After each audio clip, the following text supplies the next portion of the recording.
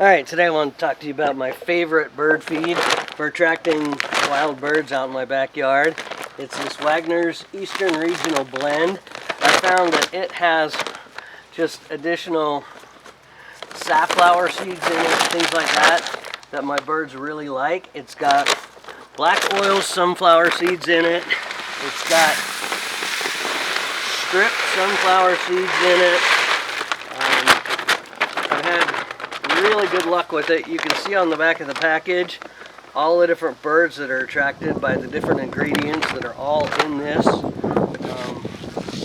You can see there's a really good mix of everything: cracked corn, sunflower seeds, Milo. The feeder I use is this little like platform feeder, I think is what they would call it. But I just fill it up, takes about a quart, put it out in my yard, attracts lots of birds all summer, all winter long. So that's another thing, if you're into birding, make sure you feed them during the winter. Don't stop if it starts to get cold outside, because they stick around all season and they really depend on it. But once again, this is a great product. I highly recommend it.